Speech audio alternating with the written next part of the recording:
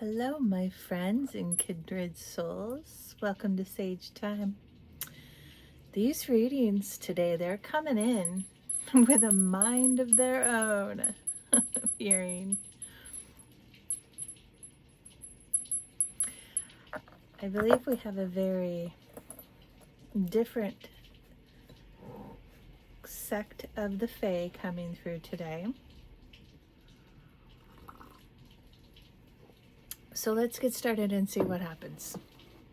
And we can decide on our own what perspective works for us and benefits us in the world as a whole, right? Like, isn't that the way it is? How does my perspective benefit and uplift and enhance my best life? A best life, a highest life and timeline that I know because I intend is in alignment with the greatest good of the whole, of all. Okay, so a couple things want to be included and then we're going to go from there. We've got Brian Froud, Oracle on the split. Whoa, hello, the Dark Lady. Gosh, I love her, especially because when I first started working with these cards more frequently, I bought them when I was 18 or 19. So, you know, a couple decades ago, or 3 plus 1.5. I didn't know what to do with these cards. It was one of my very first decks. And then about a decade ago, when I started working with all of my cards, or the ones I had, and started expanding, the Dark Lady she came with some heat, and it was a cold heat, and something inside me felt simultaneously intimidated, and I was going through a lot of difficult external influence situations. So I wanted to make it a kind of an indication, this card, of something dark and nefarious, because at that time I was still, I wasn't thinking straight. I was still thinking the word dark meant nefarious and wrong and evil, when in fact we know the yin and the yang, the dark and the light, are both pure in their truest sense, and they can be distorted. But just like the symbol, within the dark is the pure light. And when the light, within the light is the pure dark. And it's the balance between and within and amidst the two that matter. And when you look again, I know I've spoken about this 1,000 times, but when you look again at Chinese philosophy, which is where the symbol and all of the meaning and its depth, 3 to really 5,000 year old philosophy, it speaks about the yin and yang. It's pronounced yang, not yang. My professors were sticklers about that. And since they were born and raised and educated in China as doctors, I go with what they say. But it's not that the dark is bad and the light is good. It is the excess and or deficiency between the two, or it can be with one end and then it affects the other. That's the distortion that creates the sickness, and from there, of course, we got problems. So the Dark Lady came out. We're going to read her card in a minute, but first, this book, The Overstory by Richard Powers. Oop. I haven't actually read it, but it kind of popped out of my bookcase today before my earlier reading. And I did a flip and read, and this is what wants to be read, so we'll start here. Are you ready? Welcome. Hi. I love you. It's true. Because I love me, and my me love knows that it loves you. Okay, enough of that. I had a little mini nap, a little meditative nap. It did wonders for me between the readings. Here we go. She has told him about the Judean date palm seed, 2,000 years old, found in Herod the Great's palace on Masada, a date pit from a tree that Jesus himself might have sampled. The kind of tree Muhammad said was made of the same stuff as Adam. It germinated a few years ago. She tells him about the campion seeds, buried yards under the Siberian permafrost, growing after 30,000 years. He just whistles and shakes his head. But he never asks what he wants to ask, what she knows he should ask. Who's going to do the replanting? She wakes at dawn to impenetrable green. Light filters through layers of vine-encased rot, like a picture on the bulletin of a church reverting to paganism. Dennis's unasked question plays in her head. The glut of life outside her tent makes her wonder what good it does to save a species without all the epiphytes, fungi, pollinators, and other symbionts that, in the trenches of the day, give a species its real home. But what's the alternative? She lies in her bag a moment, picturing the campsite as pasture. 120 new square miles of cropland a day, and the shrinking forest only speeds the warming world, making it harder to feed. Back on the trail after breakfast, they come upon a stack of fresh-cut logs. The scouts fan out. In minutes, rifles pop, followed by a motorcycle grunting through the undergrowth. Elvis Antonio returns through the bush, waving his arm in an all clear.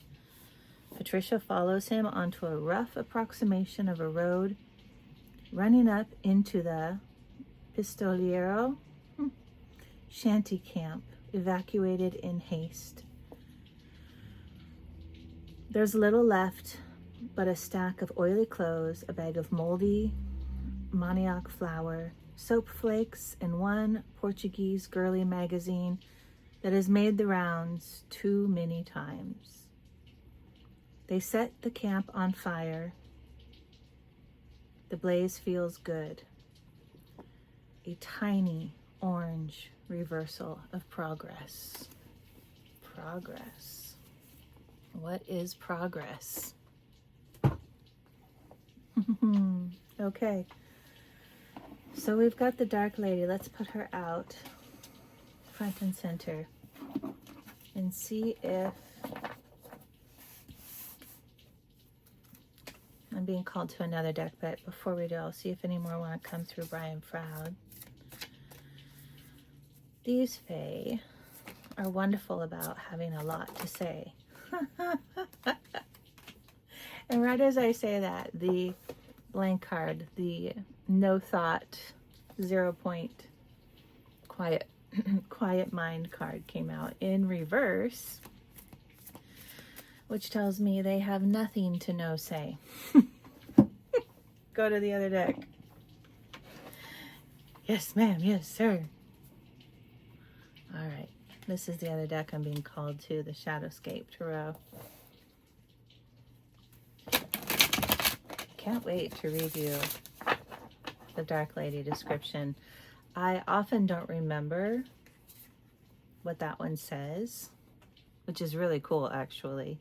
Because, you know, the cards will frequently want to say their own thing as a reflection of the reading in its entirety. But today she wants to, wow, she wants to be read from the book. Knight of Swords in reverse. Do I have the deck? Well, the deck's in reverse, so I'm going to keep it in reverse, I'm hearing. Okay.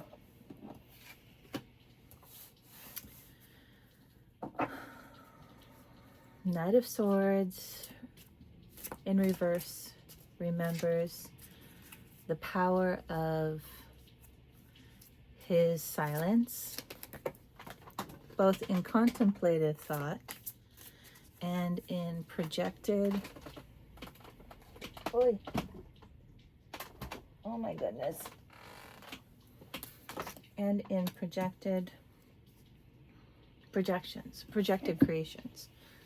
The Knight of Swords in reverse is a much more mature Knight of Swords. In a sense, it's like, imagine the King of Swords reflecting upon his days as the knight. And in retrospect, seeing those quiet moments when he said nothing, when the masculine aspect of him or her did not cut with words, did not try to push or create or make change with speaking out loud, but how the shift within him changed by being quiet. And it changed by being quiet because he had to refine how his thoughts reverberated through his body, through his psyche, and through his nervous system, and through his emotional body, his cells. How that played out, not so much within him, but in observation of the external world as a reflection of his internal thoughts. And so the King of Swords, reflecting upon his time as a knight, as a young adult, and those silent times instead of those speaking out. This is standing out to me at the bottom here, the Fibonacci circle. And here, you know, the Knight of Swords is riding his goose swan friend, who is both black, white, but mostly gray. He's riding in that gray area. And there is this, you know,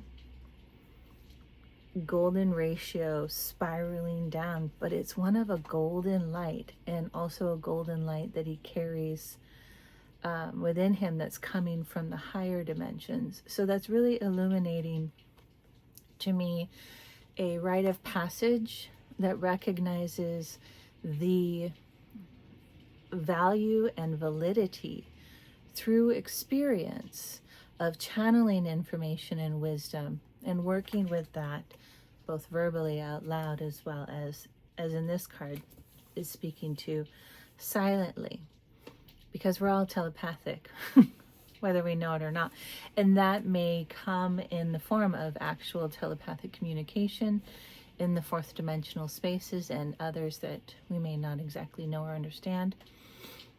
But it also comes through again in the internal assimilation of our thoughts into our emotional body, our cells, which in turn our cells vibrate, each and every one within every organ and fascia. So if you think about all the cells in just your left kidney, they are vibrating in a resonance that is in accordance to their DNA sequencing. DNA sequencing, which is occurring and transcriptase back and forth in harmony or discord with our own health, physical, mental, emotional, as well as how the external is affecting us, what we consume, what we're affected by, our conditions, and so forth.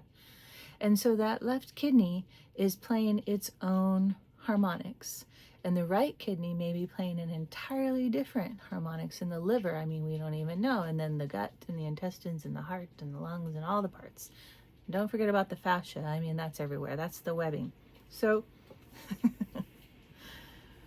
We've got in our body all these minute little cells who are each singing a song, are each humming a tune in harmony or not, depending on their health.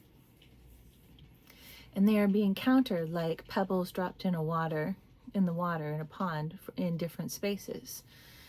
And so they're being countered with the wavelengths of the other cells around them, and then as a conglomerate, like an organ.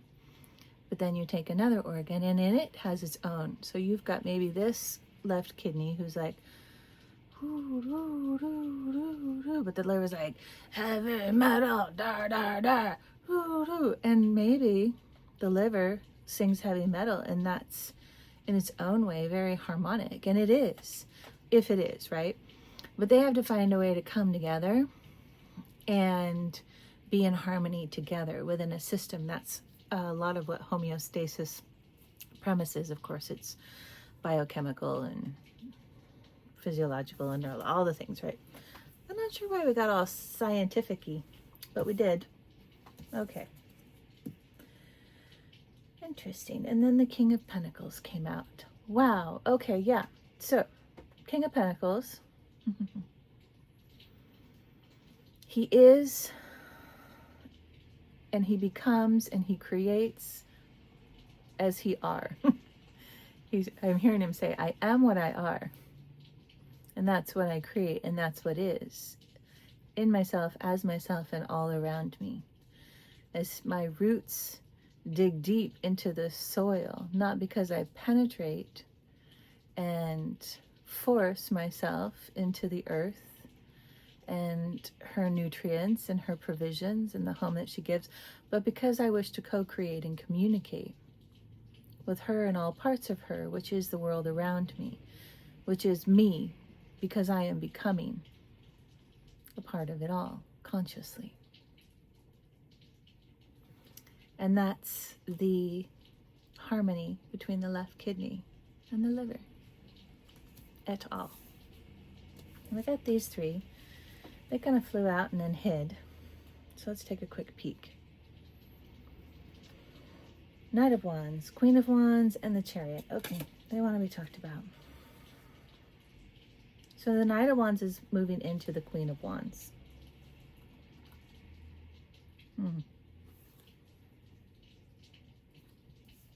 Interesting. And we know about the Knight of Wands. He's our hunter. Again, he's fiery, he's passionate, he's proud, he is self-identified. And there's nothing wrong with that. Again, we're not assigning the lower octaves to anything, including when you look at things like planetary aspects. He's very Mars, he's very Martian, masculine, physical, passion, and affectual, affecting the world around him. He's on the hunt, and he's proud, and he's dignified, and he's confident. Got some Leo going on there too. Perhaps he's in pursuit of the Queen of Wands. Maybe this is something a bit more in the mundane reality. This is something of a bit of your story. Let's see, where's my focusing thing here? Oh yeah, I gotta go in front of my face. Burp, burp, burp, burp, burp, burp, burp. The details are so small here. I want to bring it in. So the Queen of Wands brings her inspiration in connection with the natural world around her. The parts of the world that you can see the little fox burrowed underneath and nesting in the tree roots. The parts of the world that maybe the King of Wands is in pursuit of, to acquire, to accomplish, to be in dominion of, to control, or simply to pride himself upon, you know? And yet this Queen of Wands, she's had enough time and enough seasons to know that what really is sustainable is to connect with what is and work with it, and then create beautiful music from that. And here she is playing a tune in harmony with the tree, with herself, and with the aspects of the world that the Knight of Wands is in pursuit of. And in fact, she's protecting them. Those little fox. And that might be a raven up above her. No, it's something else, like a pheasant. If it's a pheasant, we know that how hunters feel about pheasants. I've got brothers and a father somewhere. So these are the two interesting fire aspects in the royal, the higher arcane. And the Queen of Wands, she isn't taking any action to ridicule the Knight of Wands, to demean him. She is taking a stand in her own way, and in a way that she knows is giving credence to the world as it is and its worth, to the gentler parts that are the most important, those fungi and symbiotes of the natural world that have an essential and really, honestly, most important place in the world as an ecosystem and as its evolution and its safety principles. But she also knows that to directly oppose an archetype and like the Knight of Wands is to prevent the Knight of Wands from defeating himself and the suffering that comes with that, and the lessons, the growth, compassion. And just like these other creatures, the delicate ones, she will provide love and safe boundaries with the Knight of Wands when he comes to her for grace, protection, maybe nourishment, healing from her music, from her art, her creation. The Chariot comes out at the end here. I'm not sure what we're trying to say here with the Chariot. It's a bit of an overarching. So this is a complementary overarching to the Dark Lady, which we'll read in a moment. This is a goddess, or rather a divine feminine aspect within all of us that is riding the waves of the emotions, and it's taking her to ascended elevations. But she also knows there's many components beneath her that aren't just of her past, they are deep within her that must be remained present to. The slow and low wins the race, groove and flow of the tortoise, and the tender within and yet strong external, moving with the ebb and flow of the tides, crab. She remembers these parts of her, even though she's ascending to what the lower dimensions would call the heavens. She knows that to be in the heavens, to be in a higher elevation of ascension of herself and experiencing the world around her, she cannot lose sight nor forget all the aspects that are deep within her from her past, for they must always be returned to within the proper seasons, within the proper movements of the ebb and the flow. They must always be returned to in a remembrance of the truth of who she is and where she came from and why she became who she is and got to where she got. And the humility and the incredible humbleness that brings her. Not dismissive of a sense of confidence and worthiness. Distinct from pride, but it's a type of pride that is not overt or overzealous or imposing. Oh, I liked how all that came out. Okay, now we've got our Dark Lady card. So let's read her. Read about her. She's very, very clear when she comes through. There are, of course, a lot of dark feminine and masculine, but especially powerful dark feminine. You know, Tiamat and Inanna are two that I've worked intimately and extensively with, and they all have very distinct signatures. Hecate is another one I don't work with specifically. We just see things a little bit differently. Sekhmet I have an understanding with as well. And the Dark Lady, she has her own voice. So let's share it and let's hear it and listen to it. Oh wait, hold on. Yeah, I'm not going to hold it up to the camera. Sorry guys. YouTube has challenges still with discerning art from explicit nature. But you got the gist. I'll show it to you one more time real briefly. There she is. The Dark Lady. Keywords are unconscious power and wisdom, rituals, mysteries, and secrets.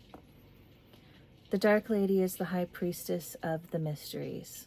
She understands how to surrender to divine power, to unity, which is another card in the deck. One moment, please.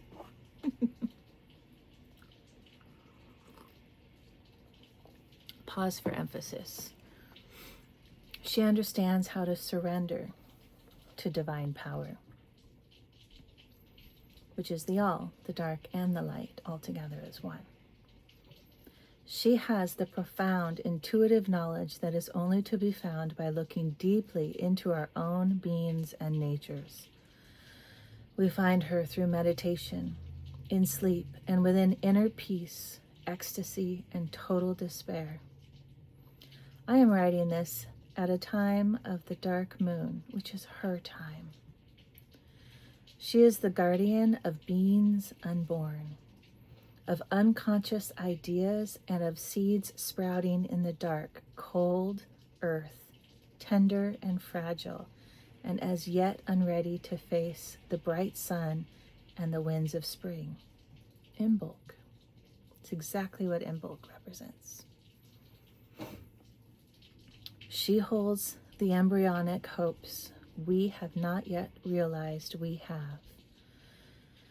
The Dark Lady is the mistress of spiritual ritual. The purpose of a ritual is not the power it allegedly has over gods or spirits or fairies, but the very real power it may have over us, putting us into a state of consciousness where we may better connect to our own magic and to other world beings. The Dark Lady understands that ritual is something we surrender to and we allow to enfold us, rather than something we do or control. King of Wands versus Knight of Wands. When we have been through a living cycle, birth and growth with the maiden, nurturing and fulfillment with the bright mother, releasing and letting go with the Lady of the Harvest, the triple goddess, it is the Dark Lady who passes with us through the night of endings and death, whether of the body or of the soul or simply of something passing through our lives.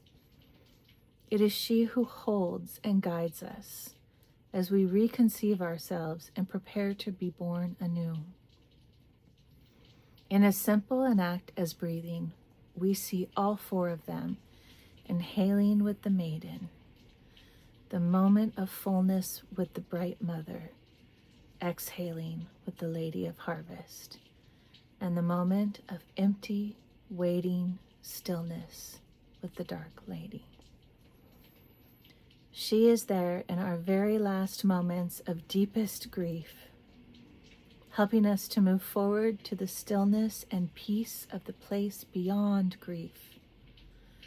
Our sorrows are transformed within her. She teaches us surrender, walking with us through the valley of the darkest shadow. She is there as we experience the ecstasy of release. Then she guides us back to this reality, renewed and illuminated, like the chariot depicted in the other cards. From her come those spiritual awakenings that seem to blossom within us out of nowhere. They seem to. When we travel through the darkness, inner or outer, we learn the strengths of the Dark Lady. Isn't that beautiful? Now you understand even more so the depths of what I speak to in that. She's real, she's raw, she's honest, and she sits and bees with the truth in all of its itness. And she does so with love.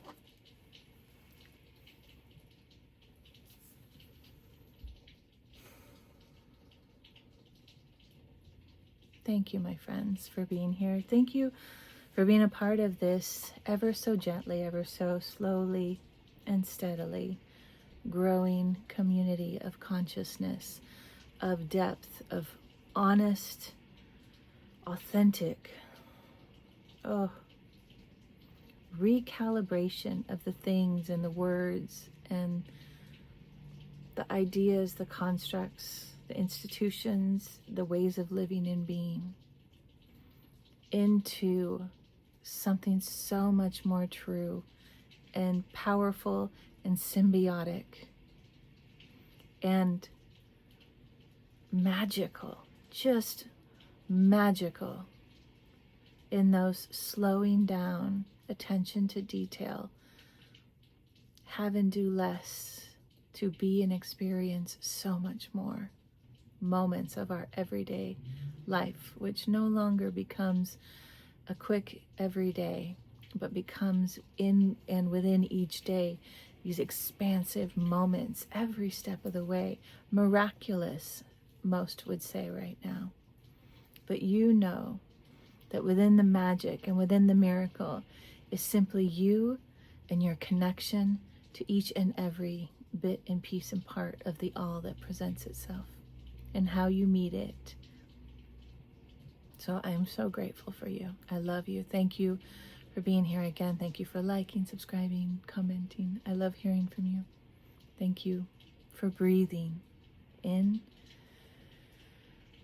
and out. Aho.